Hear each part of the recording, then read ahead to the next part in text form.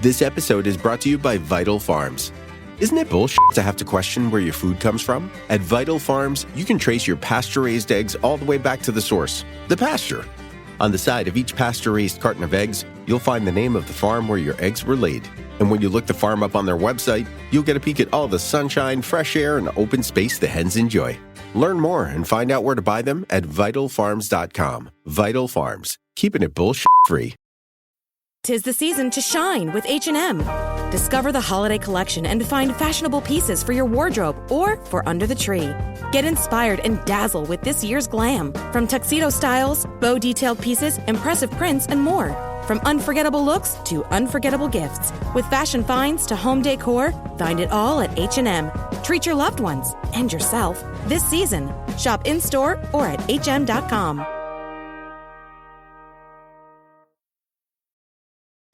This episode is brought to you by Klaviyo, the platform that powers smarter digital relationships.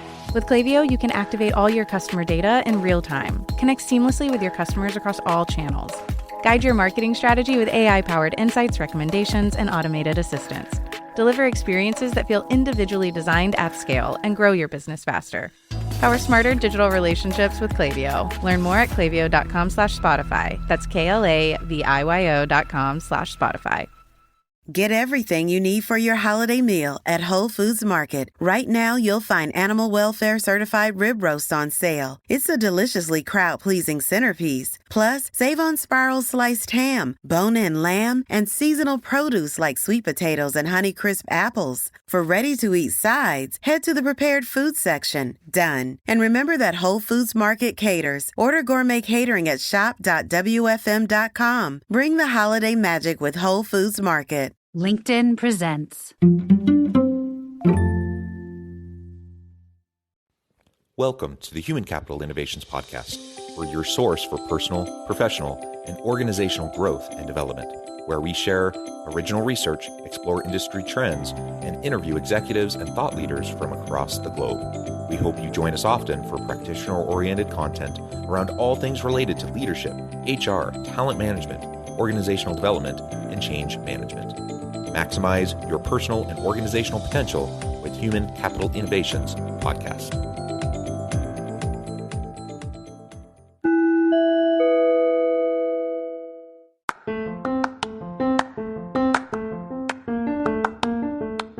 Do you enjoy the Human Capital Innovations Podcast? Enjoy ad-free listening by going to the Patreon page, and please consider contributing even at the producer or sponsorship level. And please leave a review. Thank you for your support.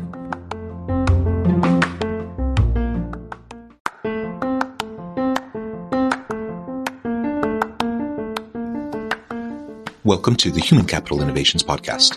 In this HCI podcast episode, I talk with Claudia Miller about empowering women in leadership roles.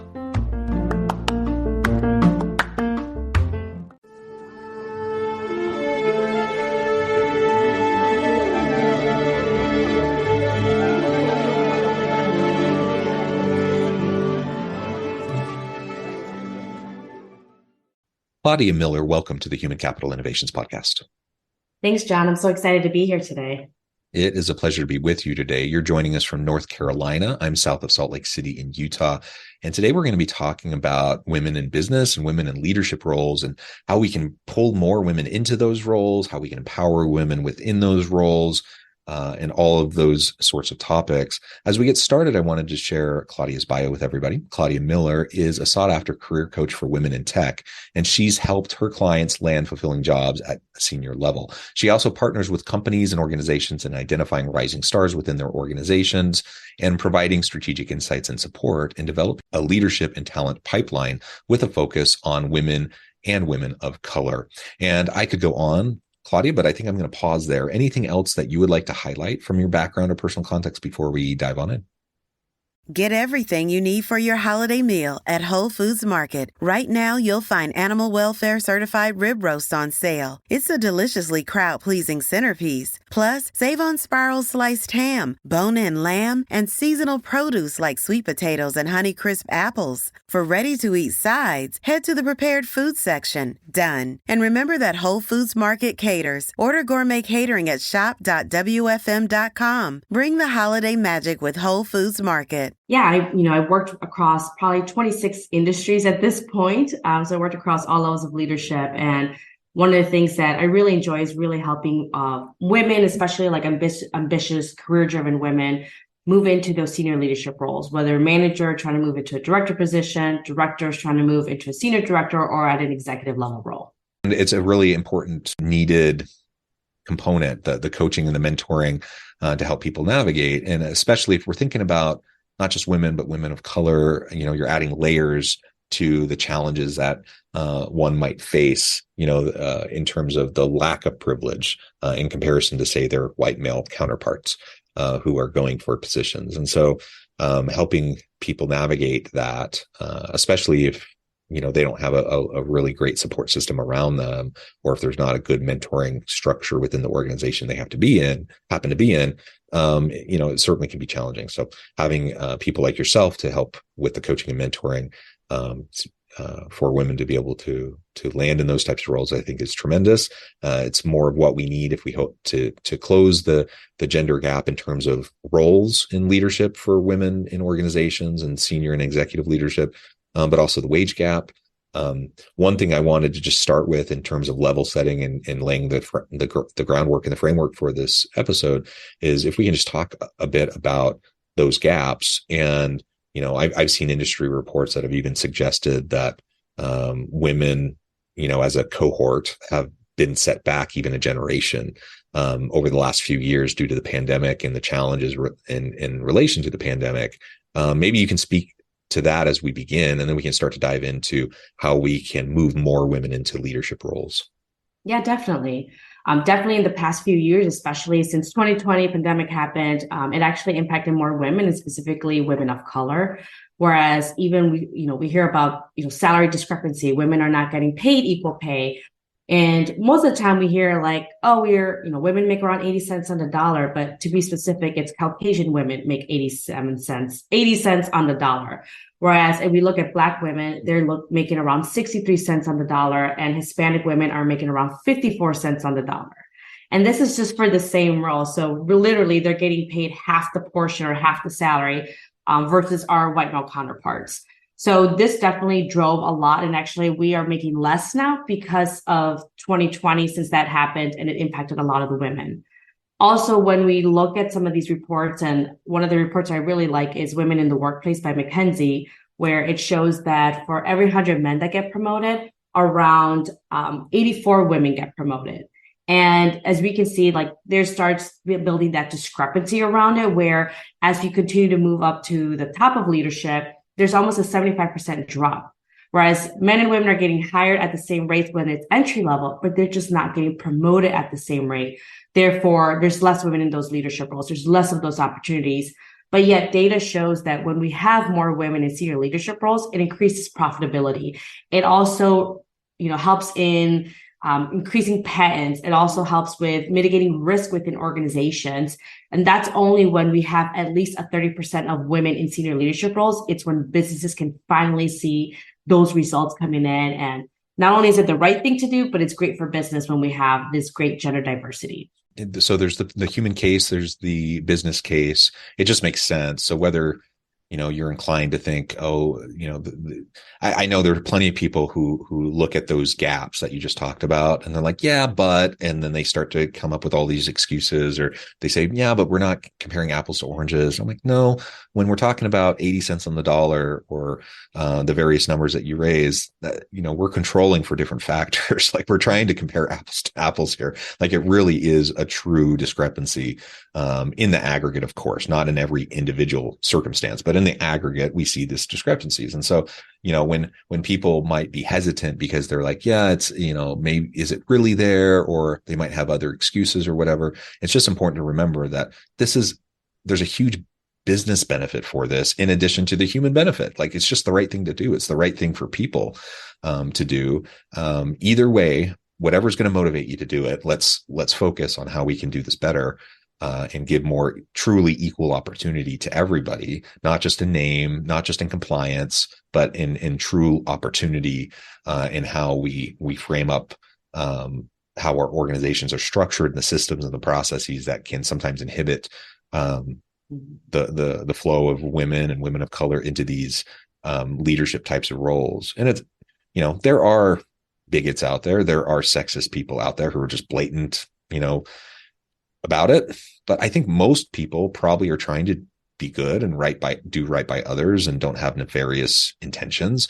But there are systems in place. There are processes and procedures in place. There's just tradition in place that make it difficult to bridge this gap. And that's why it's just so important that we pay regular attention to this and not allow ourselves to get distracted from it. Otherwise, we end up with, what's happened the last few years, where women, and particularly women of color, have been disproportionately negatively impacted by the impacts of the pandemic. It was hard on everybody. No one's questioning that. No one's saying it was easy on white men. It was hard on everybody, but it was disproportionately harder, especially in terms of careers, for women and women of color. And that's just a fact. And we just need to acknowledge that. And then we can start to move forward.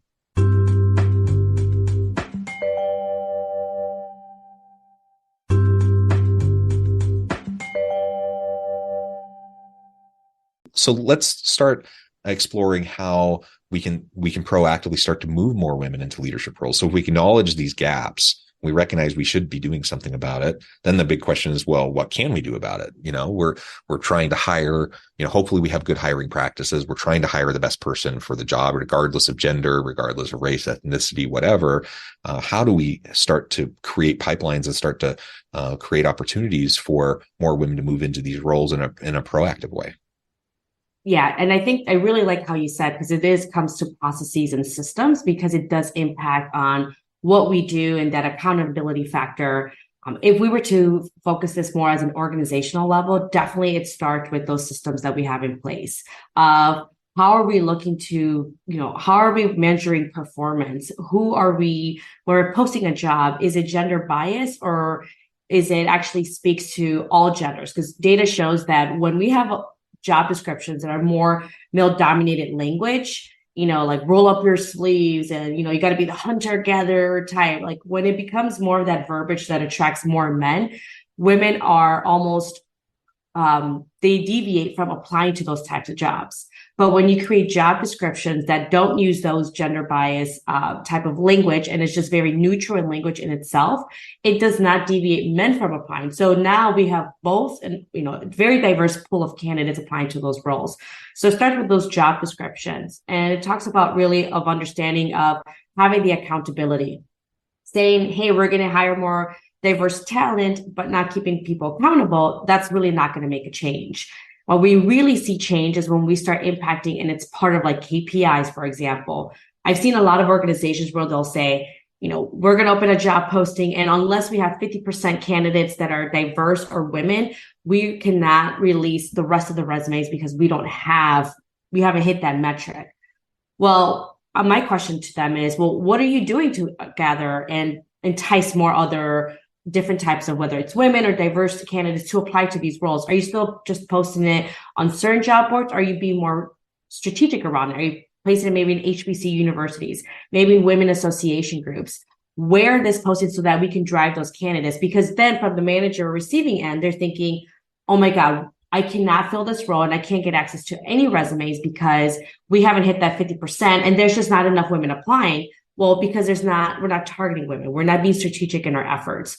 So really understanding of not just putting something in place, but how are we going to drive there? How can we ensure success? And then afterwards, really having an understanding that everyone is accountable for it. And I always feel like there's always somebody like this in every organization where let's just say like John Doe. Let's just say like, oh, you know how John is, and I know his name is John, so maybe we'll change it to Bob. Like, you know how Bob is. He's just like old school way. Like, that's just how he is.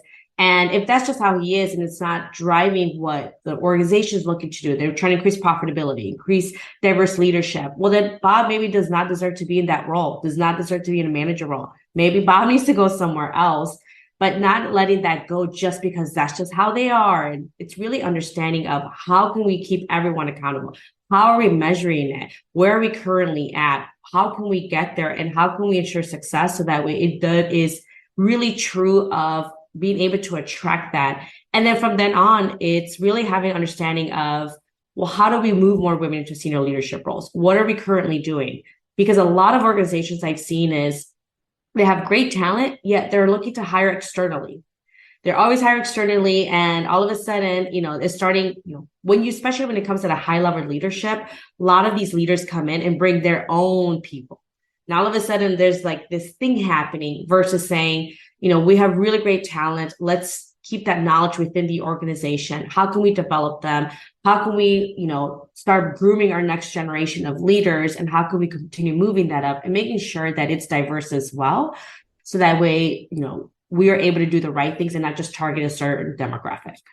Yeah, I love that. And again, a lot of it is just implicit bias, or it's not necessarily in the forefront of people's minds. They're just, I had a recent dialogue with, a team in an organization. They're not even disproportionately. I mean, they're almost completely predominantly white men. They all have their reasons for it. And they're like, no, gender doesn't play into this at all. Like it's not part of how we're thinking about this. And I believe them that they believe that. And I don't think there's any nefarious intent. But when you look at, hiring committees that are made up of only white men, when you look at what the job postings look like, when you look at the type of interview questions they use, when you look at, what they tend to prioritize in terms of what is the most qualified, and often things that don't really matter as much, but it's just kind of traditional, things in their field that they think should matter. All of these things only perpetuate the problem. And so then that's how you end up with departments like that, where you have, it's like 90+% white guys, all who are good guys and doing good work. No one's questioning that. But are we really saying there aren't women who can do those roles? That's crazy. Like nobody's actually going to argue that. And so it starts with making sure that we're challenging our assumptions around what's the most important for these roles, so that the job descriptions and the interview questions can reflect, the reality of what the role requires, as opposed to, just falling back on what we've always used in the past, making sure that we have some diversity represented in the hiring committee so that we can get different perspectives in the process, and maybe some gentle pushback or even aggressive pushback at times when necessary. There was a recent team they were hiring for an executive role, and they did have gender diversity. There's a hiring committee of 5 people. 3 were men, 2 were women. On the face of that looks great. And I'm glad that they were paying attention to having some gender mix. The problem was the roles of the 3 men versus the roles of the 2 women. There's a big power gap. And so then I'm thinking, okay, even though there are 2 women on this committee, do they really have the same voice, or at least the perceived voice, to be able to share their thinking around the hiring process and the decisions that are being made? And I question that. I don't think that that's truly a fair committee, and it could impact the outcome of that hiring decision. And those are the types of things we need to pay close attention to that could easily go overlooked, because we're kind of checking the box. We're saying, nope, we got our women on the committee, we're good. No, but do you have the right people at the right levels and the right roles who can provide the right kind of input and with an impact? Those are the types of things we need to be thinking about. Yeah, I love that, because I feel like a lot of organizations will just say, well, we have, we're trying to increase our, more women into our organization. So we're at this percentage and we want to increase it by this amount of percentage points. But it's really looking into, well, of those women, even race, we're breaking it down. And like you said, at what level? If if women are all entry levels and yet all the executive leadership is made up of men, then it's not true gender diversity. And like I said, one of the data shows that for organizations to see true profitability, and I think around 12 to 15% increase is women need to be at least 30%, and that including also like board positions and executive positions. 30% needs to be composed of women in order to see that true change. So having that just one person say, hey, we're diverse, we have this one woman, where's our profitability? It's not going to happen like that until you have at least 30%. And that's just, I'm not even saying like, make it equal, like 50%, just even 30%, you see that big change when it comes to the organizations, how they're able to thrive and increases innovation and patents, all these things, the benefits that come from that. Yeah, absolutely.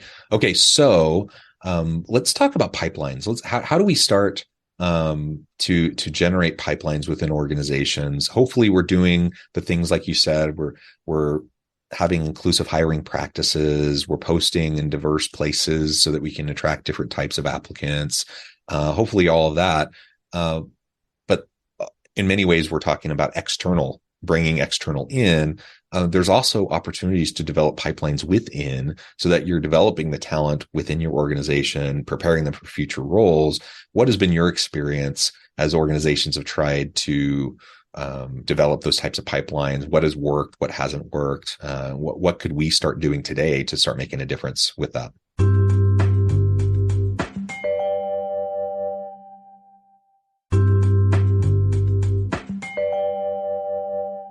Introducing Carvana Value Tracker, where you can track your car's value over time and learn what's driving it. It might make you excited. Whoa, didn't know my car was valued this high. It might make you nervous. Uh-oh, market's flooded. My car's value just dipped 2.3%. It might make you optimistic. Our low mileage is paying off. Our value's up. And it might make you realistic. Car prices haven't gone up in a couple weeks. Maybe it's time to sell. But it will definitely make you an expert on your car's value. Carvana Value Tracker. Visit Carvana.com to start tracking your car's value today. Definitely, I would say like establishing clear job description, performance, and metrics. That's really important because what I've seen too around organizations, and I work with, not only with organizations, but also with clients one-on-one with their career coaching, is really that, they might get great performance metrics, but it's not enough to constitute a promotion. Yet their male counterparts are getting promoted. So what is really happening here? And is that true? Is it fair for it? Because we need to understand, like, what are the true performance indicators that we need to do? What do we need to do? And we cannot just change it based on that person, who they are, and really having that understanding of that. Definitely the other thing would be is having sponsorship when it comes to that. A lot of women, as we know, we make a very small percentage of the executive level. So there aren't that many women that we can say, well, let me tap into this vast network of women who are executives. But how can we create that sponsorship? How can we create these opportunities? And really looking at even some of the practices, because I've had clients where, they've gotten really great performance remarks, they've done really great work, yet they found out that they're paid, one of my clients actually found out that she was getting paid $50,000 less than her direct reports once she was moved into that manager role. And that's after she received an increase for her manager salary. So like those things should, like, clearly you can look at that data and you can start seeing, well, we're not paying them accordingly. We're not paying them fairly. And when they do find out that they're not being compensated equally and they're not being appreciated for their work and they're not getting promoted, that's when my clients say, I love this company, or I've done some really great work, but I don't want to feel unappreciated anymore. I don't want to be underpaid. And they leave.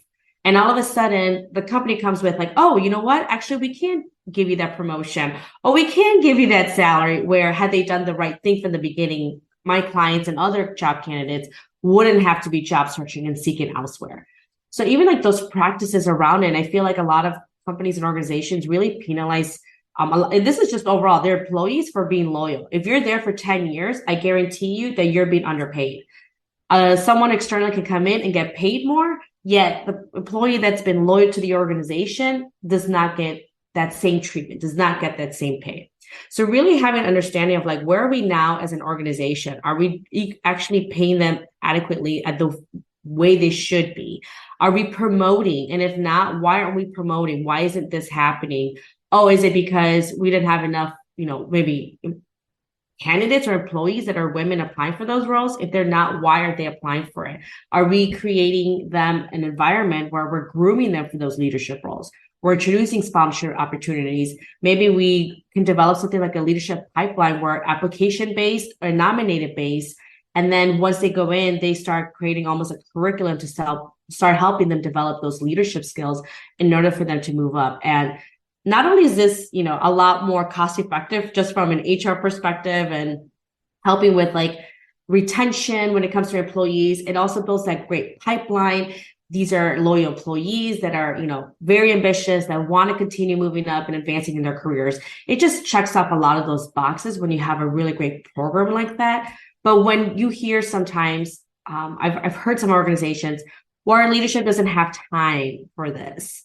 Well, as part of leaders, it is your job to really groom the next generation of leadership. And if they don't have time, or maybe they don't deserve to be in those leadership positions, that should be a portion or a fraction of their role to really start developing that talent, because we know that they're not going to be there forever. So how can we continue doing that? And I was actually looking at another stat, and it was something ridiculous, like every day around 10,000 boomers are leaving the workforce, and HR people are struggling, and organizations are struggling to fill in those leadership roles. And that's because they haven't been building this leadership pipeline. So why not, be more proactive? Why not, really but just really benefit from all of these great additions that happen from building that leadership pipeline, so that way you're not in that position where you're scrambling.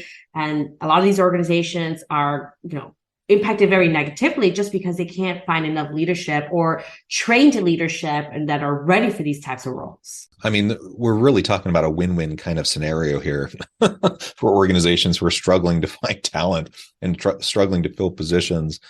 So many open positions. If we're just talking domestically here in the U.S., just in the U.S., there's so many open positions that are when you're talking about senior level positions or highly technical positions, there's just skills gaps, there's experience gaps. It's so hard to get good people. Why in the world aren't we creating more pipelines generally, but specifically as it relates to women of color, so that they can fill these roles? They have the experience, they have the skill sets, the competencies and capabilities. Sometimes the only thing that's hurting them, in addition to being a woman, and perhaps the implicit biases they're facing, is, maybe they took a few years off in their career, because of family reasons or whatever, right? And should that matter? Should that matter and keep them from moving into these roles moving forward, which is only making it harder for organizations to fill these roles? I mean, it seems like a no-brainer that we should be doing this more. It's the right thing to do from a business case. It's the right thing to do from a human case. One other quick thing I just wanted to mention, I was interviewing researchers out of, I think it was perhaps the University of Queensland in Australia, one of the universities, the main universities in Australia. And these behavioral economists were doing research around opt-in versus opt-out mechanisms for the impact on women in leadership roles in organizations. And so most organizations have a opt-in kind of mechanism, for internal hires and for those types of roles. And if you have an opt-in, there's a position open, people have to express their interest. And that simple mechanism disproportionately benefits men over women, oftentimes, for many of the reasons you already mentioned, around men just being willing to throw their hat in, even if they don't meet most of the qualifications, whereas women want to feel like they meet, 90+% of the requirements for the position, et cetera. When all they did was they shifted from an opt-in to an opt-out mechanism. So they just automatically assumed that everyone on the team would like to be considered for a new role. And as soon as they changed that, they saw the gender gap in leadership roles erased in almost 3 years, because now they're just looking at performance, and they're just looking at, well, who's good, who could be good in this new role. And they weren't waiting for people to say, I want this role. They were just looking for who could do it well. And then they would approach them and say, hey, I think you should be part of this process. That simple mechanism made all the difference. So there are lots of little things we can do to make a difference. We need to start doing it now. And it's only going to benefit the people on our teams and our organization as a whole. Claudia, this has been a great conversation. I know at the time and I need to let you go, but before we wrap things up for today, I wanted to give you a chance to share with the audience how they can connect with you, find out more about your work, your team, and then give us the final word on the topic for today. Yeah, so they can find me at claudiatmiller.com. Also on LinkedIn, I love to share a lot of like career advice, organization advice as well in there. So you can find me on LinkedIn, also Claudia T. Miller. And, one of the things that I would say, like, as far as our conversation, I'm a firm believer that organizations have a responsibility, but also as us individuals, we need to meet them as well. We have to have our own responsibility. So we could talk so much about organizations, and clearly we want to be moving in the right step of of where this conversation is leading to. But, just feel like, especially if some of your listeners and you're feeling like, well, how am I supposed to get ahead when it seems like everything is against me, systems are against me, job descriptions are against me, is really knowing that you have control over it. Focus on what we can control, how to sell yourself. How do we advocate for ourselves? How can I get my word out there? How can I have these conversations? And my belief is, like, if your company or organization doesn't promote you, promote yourself. Start looking externally. If you know you're ready for that promotion or that next position, go externally, learn how to sell yourself, or work with a career coach. And this is what I help my clients on. Like, how can we prep you so that way you are able to take control of the interview? How can we elevate you? How can we elevate your brand presence?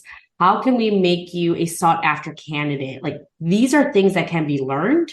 And these are things that are within our control. Now, organizations, like we mentioned, there may be some really bad organizations that, are being, misogynistic, or they're not, practicing really great ways on how to really bring in that inclusiveness.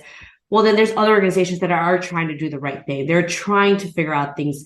And there's those types of organizations that I always say, let's focus on what we can control, and then let's go towards where we're wanted and then where we feel fulfilled. And that's really going to just opposed to focusing on, like, well, this is not happening for me. Everything's stacked against me. Because yes, and unfortunately, life is not fair, but we still have control, and we can find and we can change the results by doing the work. Yeah, well said. Claudia, this has just been a pleasure. I encourage the audience to reach out, get connected, find out more about what Claudia can do for you. And as always, I hope everyone can stay healthy and safe, that you can find meaning and purpose at work each and every day. And I hope you all have a great week.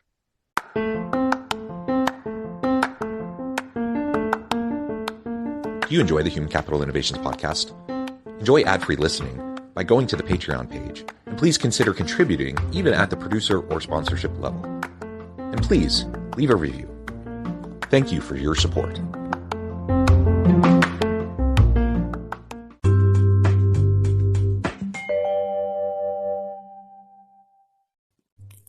Thanks again for joining us for this episode of the Human Capital Innovations podcast. I hope you stay healthy and safe, and that you have a great week.